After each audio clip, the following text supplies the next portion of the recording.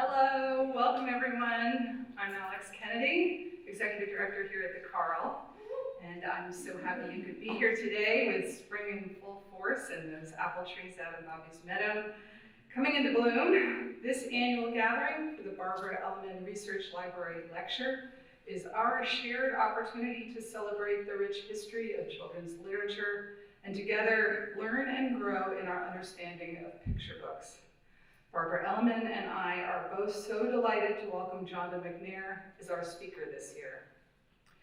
Jonda joins a long list of previous speakers, also leaders in their field. They include editor Patty Gouch, librarian and scholar Betsy Hearn, artist Peter Cease, Beinecke curator Tim Young, the late, great Jerry Pinkney, artist and author Grace Lynn, artist and author Stephen Kellogg, critic and author Anita Silvey, editor and publisher Neil Porter, and artist Wendell Miner. Together, these speakers have broadened and deepened our understanding of picture books and the place they hold in our shared historic, cultural, literary, and artistic experiences. We are taping today's lecture and plan to add it to our YouTube channel so friends who couldn't be here today can still benefit from Jonda's talk. The Barbara Elleman Research Library was established by Barbara, who's sitting here in the front row. After the lecture's over, I'm going to ask her to stand up, and her late husband, Don, in 2003. Wanting to encourage further scholarship in the field, they donated their vast collection of books devoted to the study of children's illustrated literature. They worked closely with Nick Clark, the museum's founding director, to establish the Burl as it's come to be known. The collection is ideally suited for students, teachers, librarians, and anyone passionate about picture books. Students from the Center for the Study of Children's Literature at Simmons University have especially found it a great place for their studies.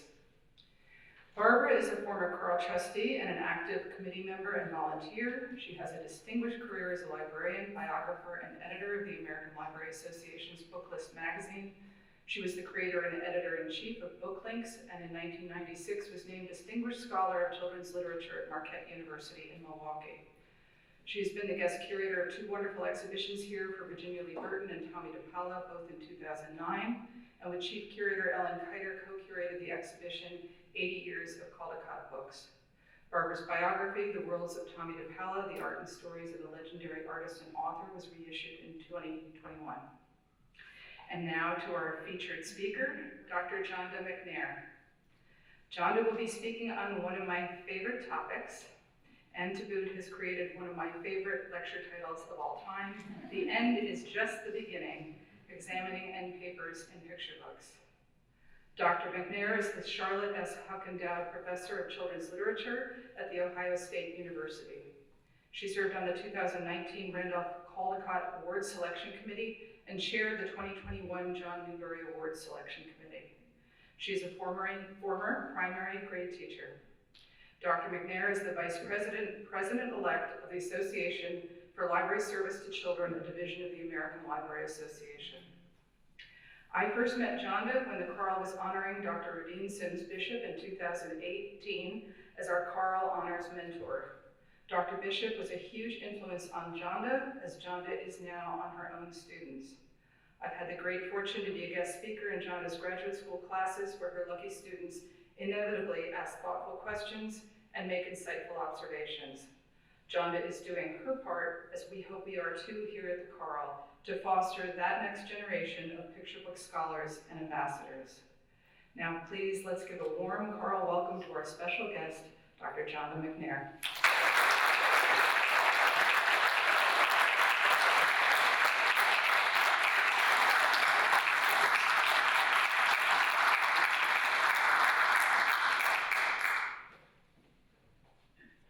Good afternoon. Thank you all so much for coming out today. I hope you find this talk to be engaging and that you will start to notice Endpapers a little bit more afterwards. So the title of it is, and I do love catchy titles, The End is Just the Beginning, Examining Endpapers in Picture Books. I also have up here one of my favorite picture books. This is by O.G. Moore, and I have the front and the back Endpapers so you can look at them. I'll also include these a little bit later in my talk. but I hope that you've had the chance to kind of look carefully at them, to think about what they may convey about the story, and also to look at the subtle differences between the front and the back, and what that might convey as well. Now, I bet you're surprised, aren't you? So I have to give a special thank you to Alex. I grew up in a really small town called Macon. It's in Georgia, about an hour south of Atlanta. And I, as a little girl growing up, never would have imagined that some of the things that have happened to me over the course of my career would have happened. I can't believe, for example, that I have a position named in honor of someone like Charlotte Huck at Ohio State. And I would have just been happy to come here to the museum. To be a guest lecturer and to be able to talk is certainly a dream come true for me. So thank you, Alex. And for always, no matter how many times they ask me to speak to my class, always saying yes. So thank you. And I also want to recognize someone else who's in the audience. So I do work in picture books, but also, as Alex mentioned, I'm a student of Dr. Rena Sims Bishop. And she is very much known because of her analogy, mirrors, windows, and sliding glass doors. But she's also done a lot of work studying the history and development of African American children's literature.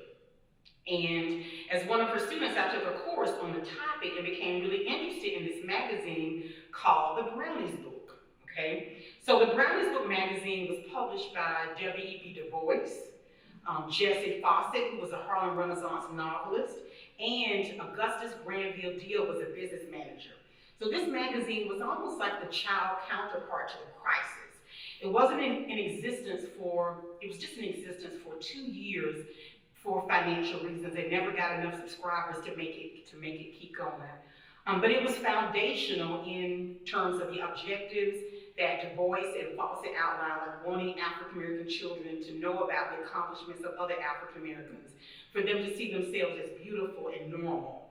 And so I ended up focusing my dissertation on the Brownies Book magazine, and I edited a volume that just came out in 2022, which is titled A Centennial Celebration of the Brownies Book magazine. So it was in existence from 1920 until 1921. Now, because when you work on your dissertation, sometimes when you're done, you just say, I'm done. I'm no longer interested in the Brownies Book. I'm tired of it. But revisiting it for this Centennial Celebration volume really made me pay close attention to it and to think about some of the different ways that I might be able to look at it again. And one of the things I was really interested in was the Little People of the Month section. So in these issues, there were poems. For example, Langston Hughes published April Rain's song in the Brownies Book. He wrote stories. There were other folks like Effie Lee Newsom, a poet who contributed poems.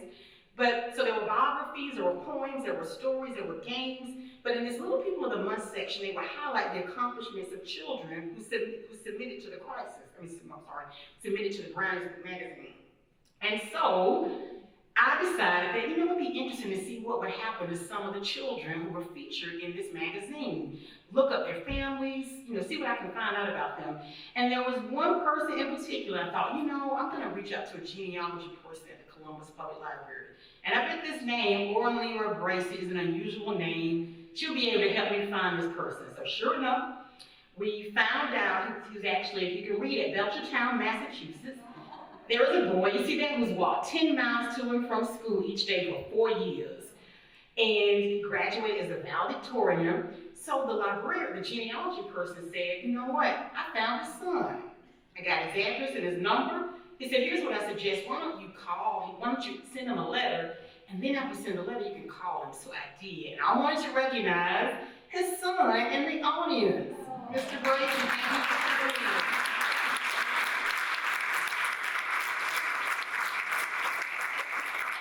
And so now I can talk about what we want to talk about, right? What you came for, Endpapers. And also I have to thank too Courtney Waring, who has been the most phenomenal hostess taking care of me. And I also want to thank too the many publishers who generously sent me Endpapers. I think because of the reputation of Carl, when I would ask for one particular Endpapers from one particular book, they would say, here's that, but here are 5 others too.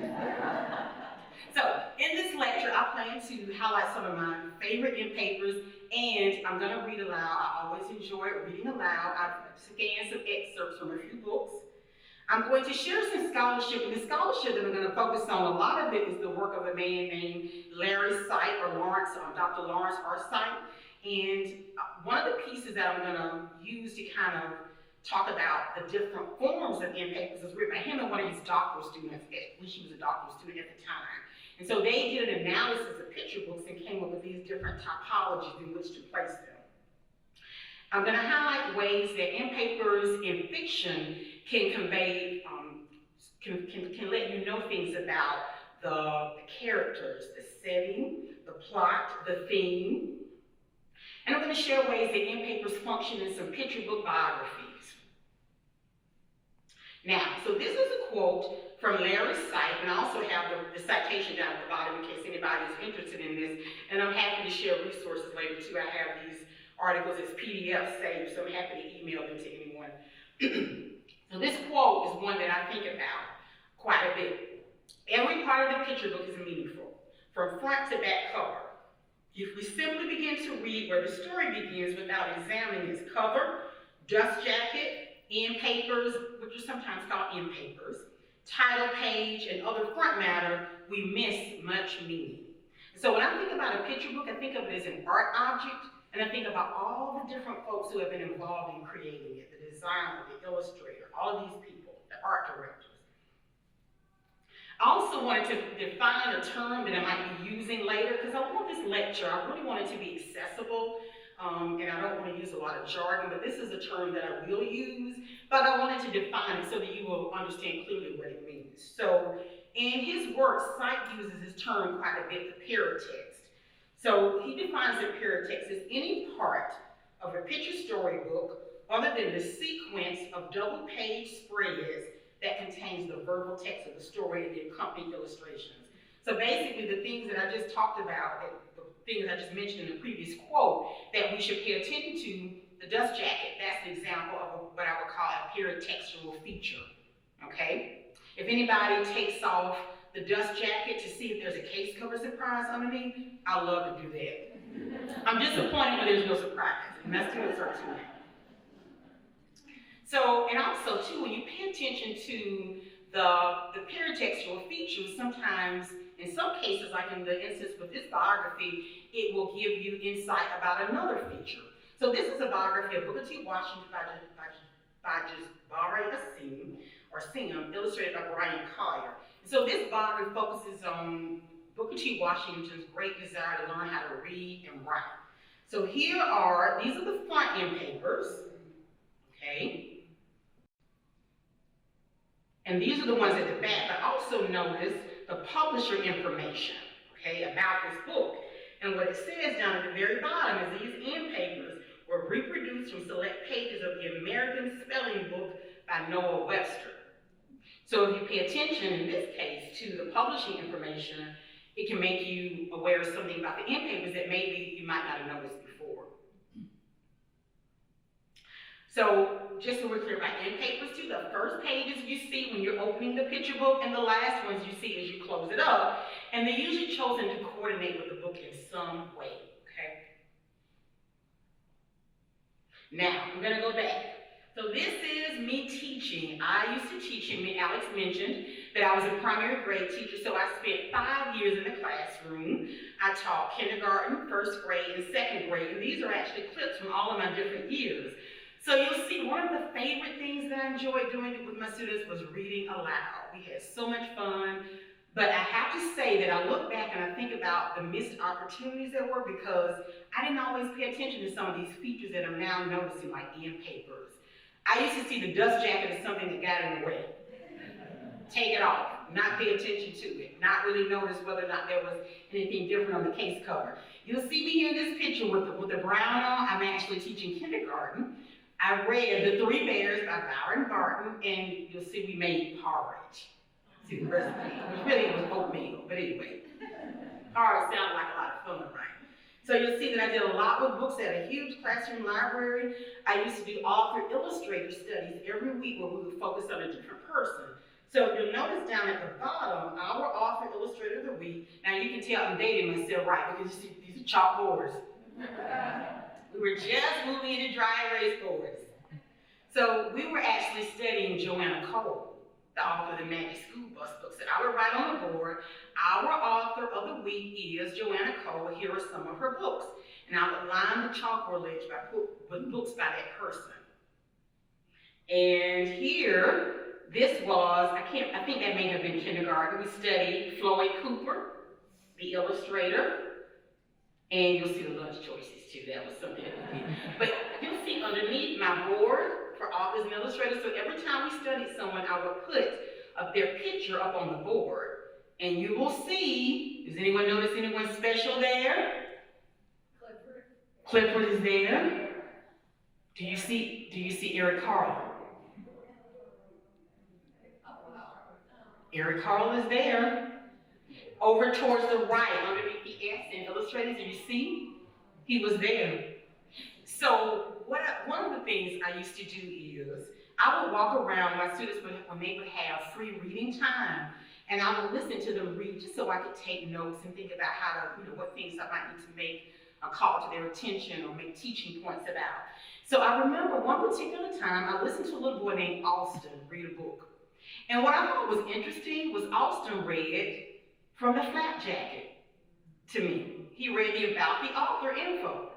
And I thought that was kind of strange at the time, but then I thought afterwards, well, no, it wasn't strange because you talk about authors and illustrators. He recognizes that that's something that's important and valued in the classroom, so he reads it, and that's what he chose to read to you.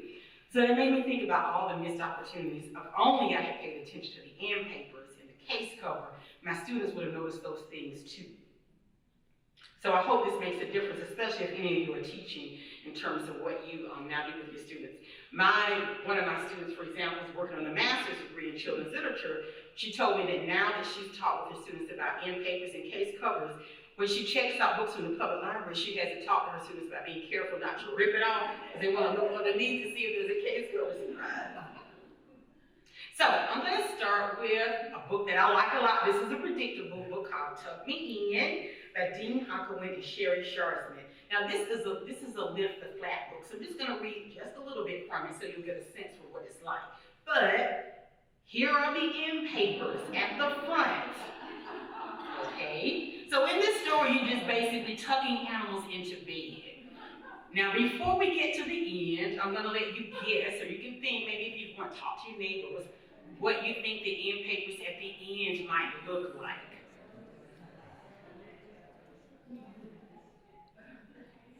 So, it's time for bed. Who needs to be tucked in? I do. And so where the pink is, while you lift it there, is a lift the flap, and then he's covered up with a blanket or a bedspread.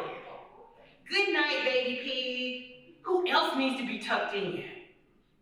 So it goes throughout this way. There's a hedgehog, and there are other animals, a peacock, that need to be tucked in. And did you have a chance to think about what you might see at the end, or how the end papers might look different at the back? Their eyes are closed. So they're asleep. Now this is a humorous, lighthearted story, but in this book, which is a bit darker, this is Unspeakable, The Tulsa Race Massacre by Carol Boston Weatherford and Floyd Cooper. It's a dark part of our history, but it's also something that actually did happen. So here you see, now that was a part of, Booker T. Washington actually called a part of Green, there was an avenue that he would call the Wall Street, because there were so many successful businesses, black-owned businesses in this part of the city where blacks lived. Oops, my head too far. So once upon a time on Black Wall Street, there were dozens of restaurants and grocery stores. There were furriers, a pool hall, a bus system, and an auto shop, nearly 200 businesses in all. There were also several libraries, a hospital, a post office, and a separate school system where some say black children got a better education than whites. There were 2 black-owned newspapers, the Tulsa Star and the Oklahoma Sun, and over 20 churches. and 15 black doctors, including Dr. A.C. Jackson, the most able black surgeon in the nation. On Detroit Avenue stood grand homes of doctors, lawyers, and prominent businessmen.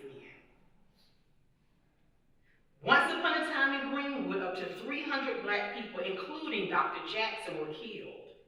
Hundreds more were injured. More than 8,000 people were left homeless, and hundreds of businesses and other establishments were reduced to ash.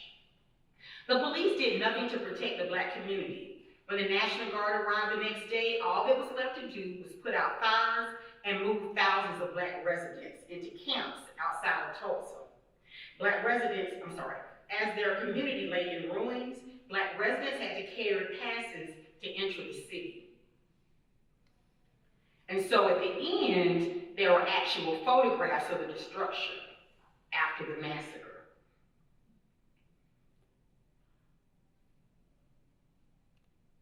We have Berry's Song by Michaela Gold. And this is a story about a girl and her grandmother who go picking berries. Now there's a note to the forager, so here we have the Endpapers at the front. Please only gather berries and other wild foods that you, an experienced adult, can identify beyond a doubt. There are many toxic lookalikes, and that word underneath is klinky, and it reads gunachish, which means thank you in Klinky. Now some of these berries, for example, like soapberry, I had never heard of these, but I understand that when it's crushed, it makes like a frothy mixture like soap. And here are the berries at the end, so you'll notice that the front and the back end papers are different. There are more berries. Now we have Nino Wrestles the World. So this little boy loves to, he pretends to be a he's pretending to be a lucha libre competitor. This is by Juji Morales, won a Belprey Award. So you'll see on the front and the back end papers, these are profiles of some of the different competitors. There's La Llorona, El Extraterrestre. I'll let you look at them for a second. And I'm going to show you my favorite is Las Hermanitas, his little sisters. They're twice as terrible, double the diapers. Their battle cry is constant and loud. Their lucha style, biting, pulling, hair, poking eyes, and anything imaginably rude. Now, this is a wordless book by Daniel Miyares, and it's about a boy who plays with a paper boat that he makes on a rainy day.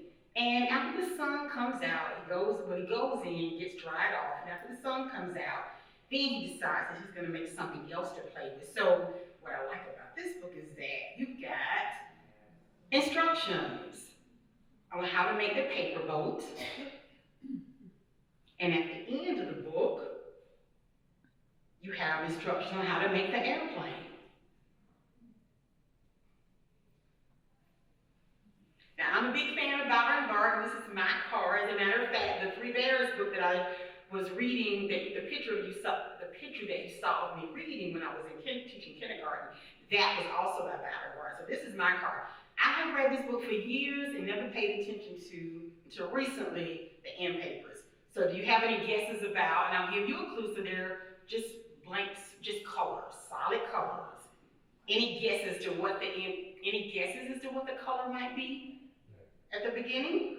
They're here red, green. You would be correct. We've got green, so what do you think we'll have at the end? Red. My car, simple. And if the first couple of pages into the book, or in some of the pages as you start to read, the background is yellow.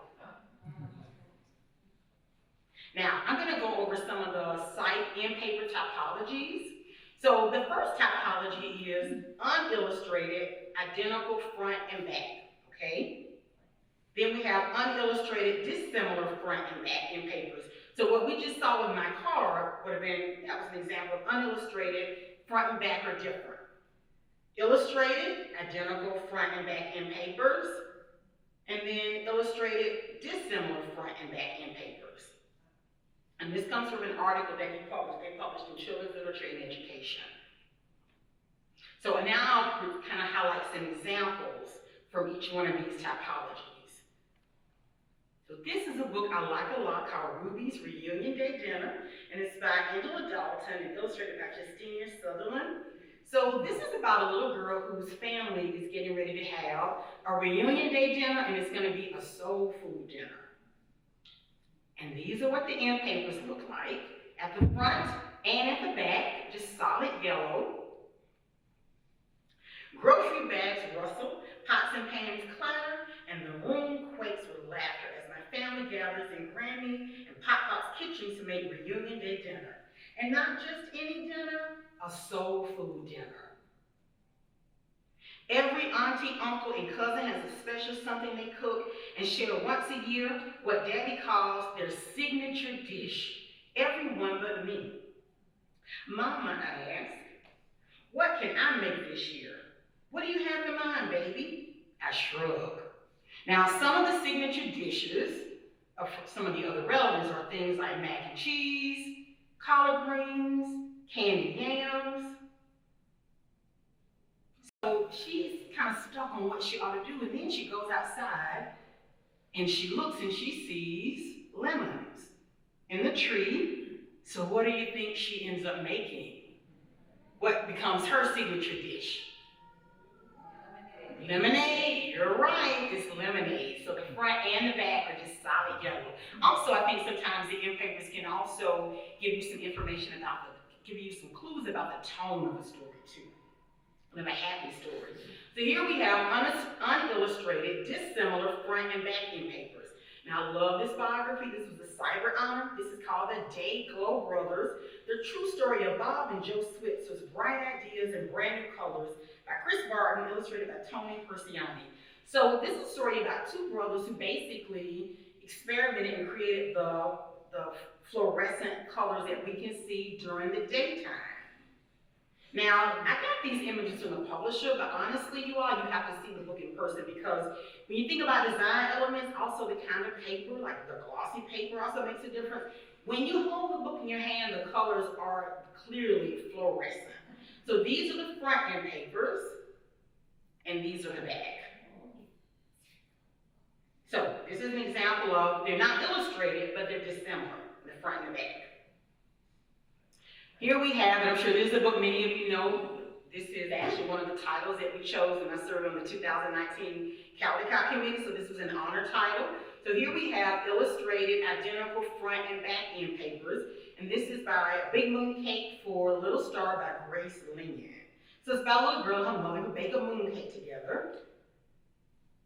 And so the front and the back are identical, but I'm going to actually show you the back end papers. I'm going to let you see it again because Grace Lynn loves the book Blueberries for Sale. And so what she did was she wanted to honor the end papers in that book. So do you see the similarities? I'll let you look like the little kid is standing in a chair. Some things are different, but you can clearly tell that she's been influenced by this one. So I'll let you look at this one, and then I'll show you the end papers again one more time.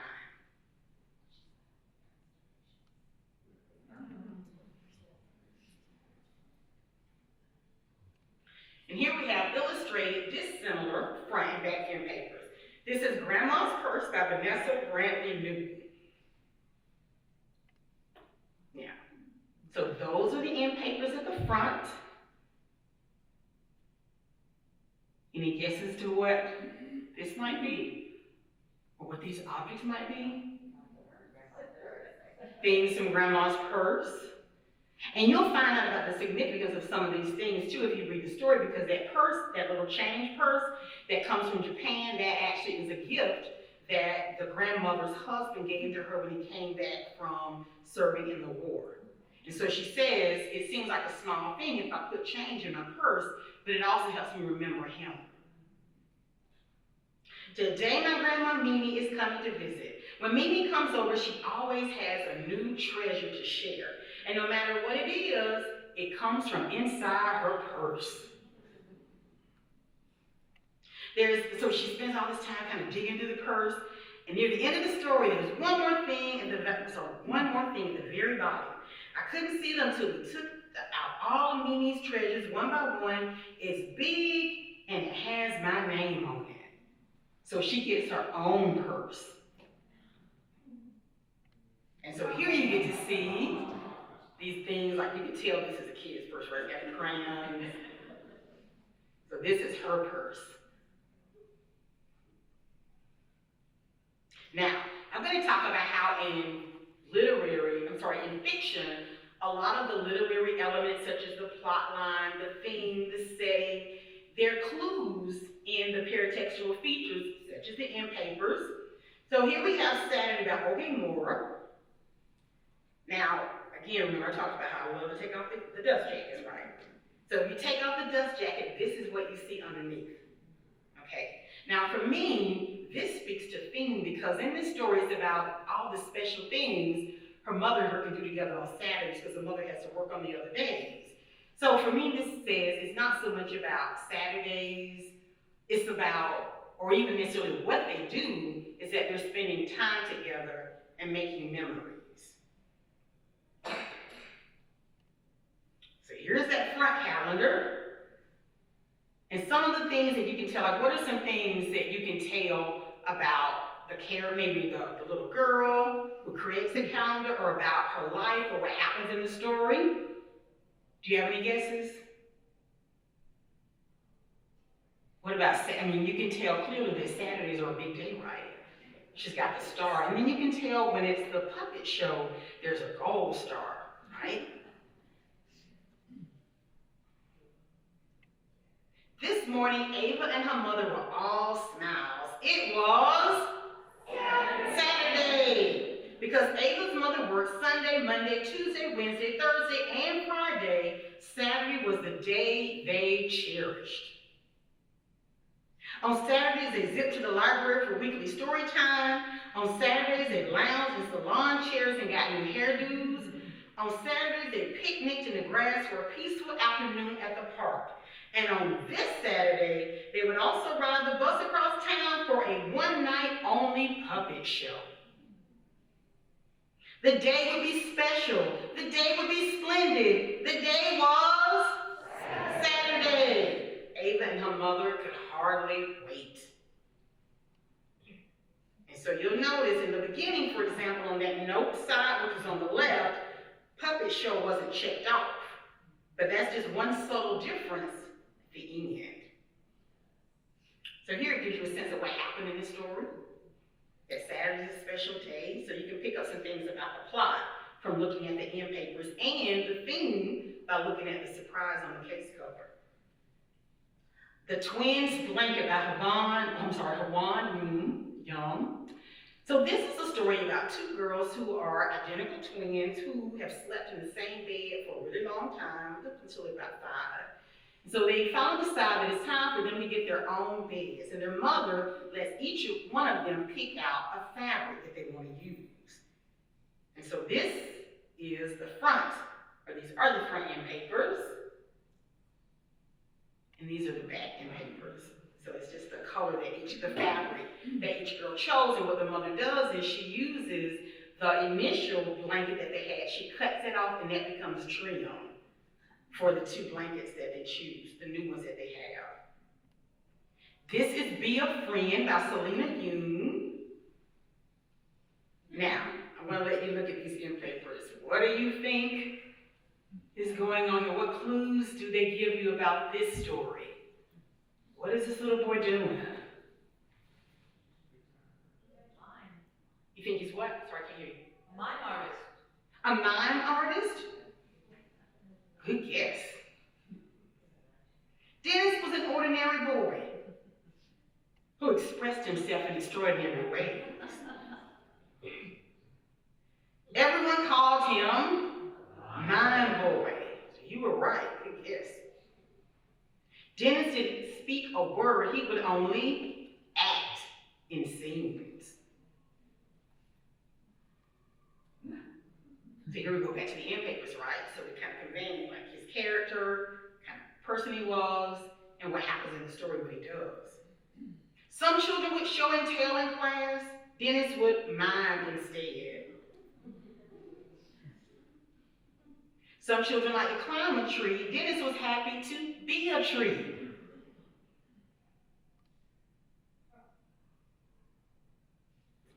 Now, this is Pardon Me by Daniel Mayari. So this is another book by him.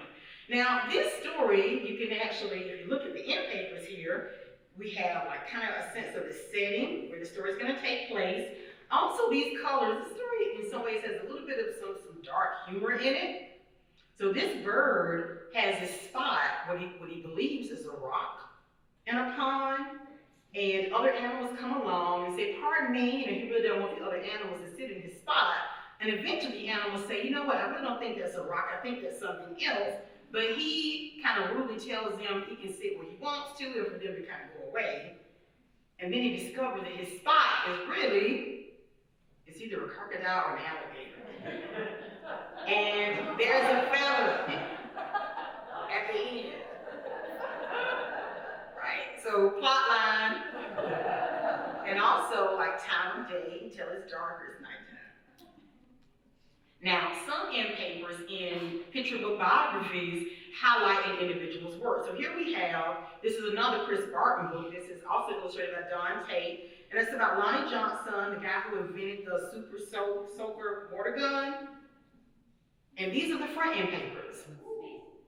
So here you have all these patents for things that he created, like a hair curler apparatus, an action figure with the ability to shoot water.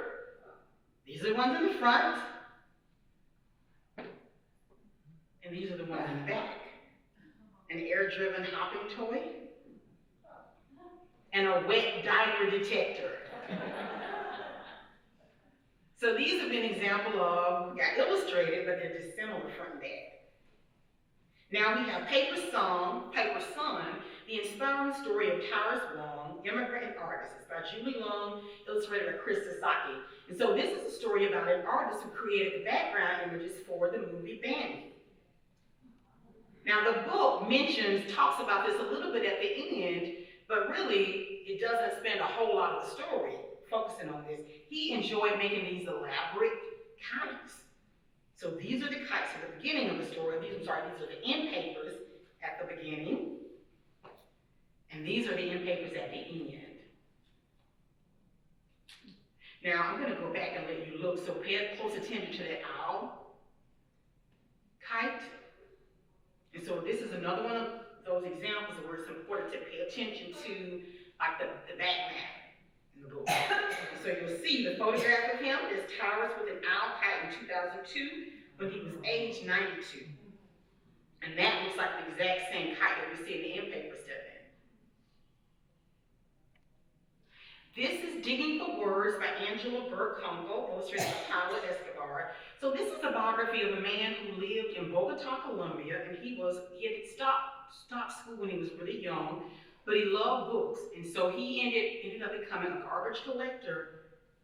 And he would go around and forage for books that people had thrown away to create this community library. So here he is pulling up. We see the garbage and we see the books off to the side. And then this is the back. So about his work. And I'm a lover of poetry. So this is A River of Words by Jim Bryant, illustrated by Melissa Sweet. It's a biography of William Carlos Williams. And here's the front. And we have poems, his poetry. I like the red wheelbarrow. So much depends on the red wheelbarrow. Blazed with rainwater beside the white chickens. And then these are the backing papers with more poems.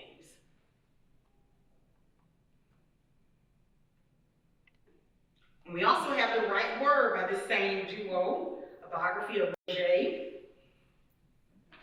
And these are the back-end papers, you all. It took her weeks to do this, and there are 1,000 words there.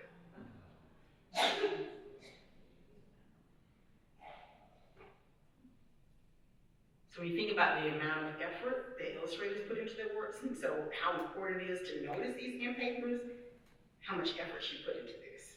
makes it worthwhile to notice them and pay attention to them. It's probably one of the reasons it received a Caldecott honor too. This is a biography of an architect who died several years ago, building Zaha, the story of architect Zaha Hadid. It's by Victoria Tentler Krilo. So she was known for creating these really elaborate curved structures that just looked a little bit unusual. And these are the front end papers, so you actually see photographs of buildings that she created along with some of her tools. And these are the ones in the back.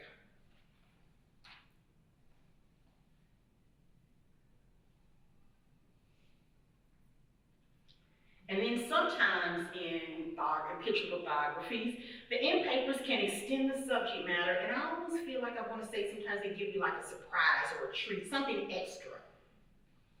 So here's the biography of Horace Pippin by Jim Bryant and Melissa Sweet, and the end papers at the back of the book, so they highlight his work, but then they also give you this extra because they let you know, here are some of the places across the country where you can actually go and see some of his artwork.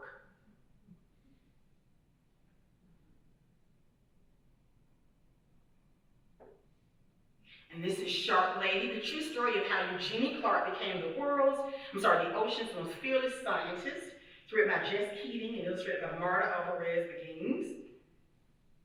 So this to me is extending the subject matter because she studied sharks, so really this is, in some ways, it's connected to her work, but it's almost like a little extra. If you're interested in sharks, you get to see they're drawn to scale, you get to see their names. Now here are the ones in the front, and look at the ones in the back. So, do you think they're identical? How would you classify these? They're illustrated, would you say they're dissimilar or the same? Yeah. Dissimilar, right? They're going, even though it's slight, it's still, they're going different ways, right? Like they would swim in the ocean. So I'm going to end with a few favorites. I don't know if you all seen Fry Bread, which I love a lot, a Native American family story by Kevin Mayer and illustrated by Juana Martinez-Neal. So these end papers are different. They're illustrated, front and back are different. And so there are the names of hundreds of federally recognized tribes in the U.S., in addition to tribes that are applying for recognition. And there have been some images too of people, some people who would take pictures, they would point to their tribe and have their hand beside it, their finger would be beside it. I've seen some of these online. And this is the back of the book.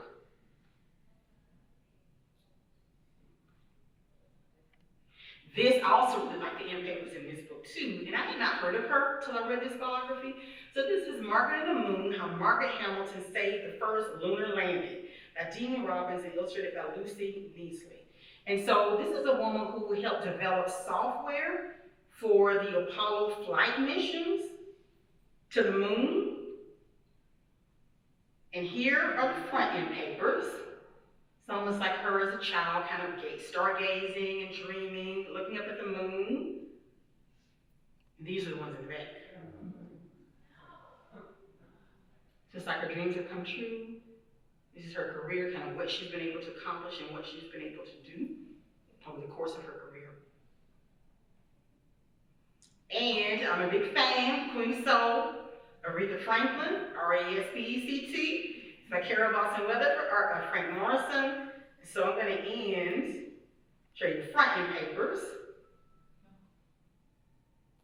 So some of her albums, right?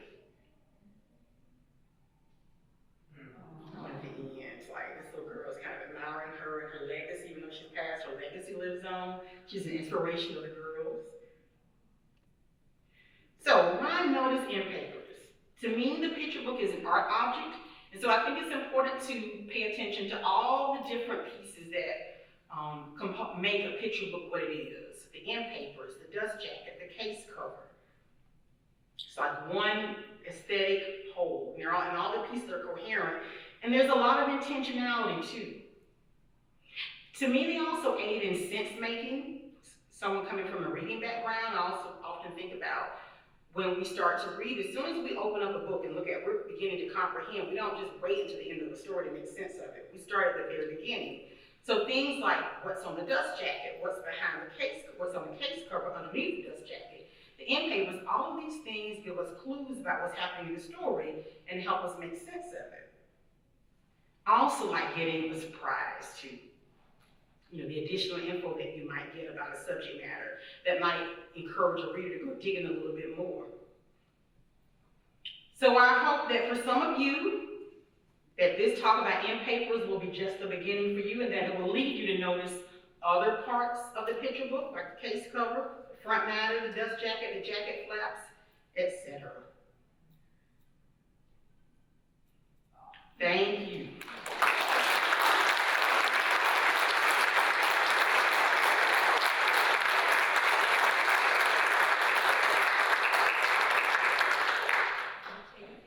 Sure, and I'm sorry, Alex, because I went over. I did time myself, but okay. All right, so sure. Yes? Who decides the end papers? Is it the illustrator, the editor, or the writer? Do they get together? Okay, so you're asking who decides what the end papers will look like? Is it the author, the editor? So I've heard from, for example, the Saturday end papers, Ogie Moore talked to my class and actually told me that it was Sasha Illingworth, who I believe was her, maybe the art director or the person she worked with, who suggested putting a calendar at the end. So I think it could be something an illustrator decides. There might be collaboration between or discussion between the illustrator and others who help to put the book together. There's also been a really big change because of the production techniques, which has allowed more and more end papers to have color on them, and people are taking it more seriously as the cult guys recognizing them more, and also the art director, Jonda. Okay, so you're talking about change. She's mentioning that changes in the printing industry have made it easier to do things with the end papers. Okay, all right. Anyone else have a question? Yes, I see a hand in the back. You were talking about, are most of these end papers pasted down that you were showing us? Pasted down. Yes. So with the end papers, there's one side that's gonna, like when you open up the book at the very beginning, the left side is gonna be the paste down, so it is pasted down. Then the other side is like not pasted down. It's what's called a fly leaf, and it's a reverse in the back. So do you have any thoughts on whether publishers and illustrators should take libraries into account, library binding? And I was just thinking when I looked at the one where it showed, you can see his art in these places, and I thought how frustrating it would be that was going to be totally inaccessible in a library-bound book. Okay, so your question is whether or not, do I know whether or not publishers take it into consideration? Just what your thoughts are. Do you think they should, or do you think that would just spoil it? Well, I do think publishers I do think it is important for publishers to consider being able to access something like that. If you're going to put a case cover on a book, I do think it's important to recognize that depending on how it's bound together, it might not be so easy for people to see it.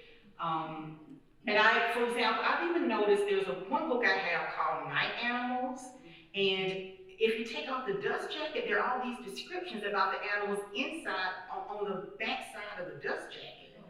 So I do wonder, in a case like that, you put it there, but if it's gonna be bound, I don't know if most children are gonna be able to see that, if they don't know the look. And then sometimes the challenge is trying to look when it's kind of bound in a certain way. And then some books don't even have a dust jacket, depending on how they're put together. All right, so, but I don't know, I do think publishers should consider, but then also recognize that depending on their markets, they may not be able to do everything I think they should do. I sometimes learn a lot from interacting with them and talking about different things, but I still I don't work on the publishing side. So, okay. Someone else, I think it was you, and then I'll get to you. Did you have your hand? I thought I saw another hand in the back. Oh, it was you. Okay, yes. Okay. I think I've not missed a single Burl lecture, so I'm very excited. But don't you think that our definitions of end paper have to be expanded? Because it's not just about the illustration, it's about the delivery of information. So I'm wondering if you want to collaborate, because I've been working on this thing for SCPWI, on the expansion of the roles that end pages play in the literary experience. Okay, so am I aware of the expanding roles that end papers play? Sure. So what I did was for this talk, I'm already at 40 way it is, right? And so I'm sure there are a number of different ways. There are actually some ways that Endpapers have functioned, or that I believe they function, that I didn't necessarily talk about in my talk, but it was just, for me, a way to share a little bit about Endpapers, just to get people thinking and noticing. Okay, all right. There are a bunch of hands here. Okay, but you had your hand up, so I want to be respectful. Well, I just wanted to comment on the library thing. I'm a children's librarian, and I use Endpapers and start my Endpapers in story time all the time. I always start there with like, we look at February, it's gonna be about this, and then Endpapers like, oh, now what we think it's gonna be about. I always talk about it, and I can't tell you how many times my tech services department is like, we stop talking about the Endpapers because kids keep ripping off. Okay. Okay. So.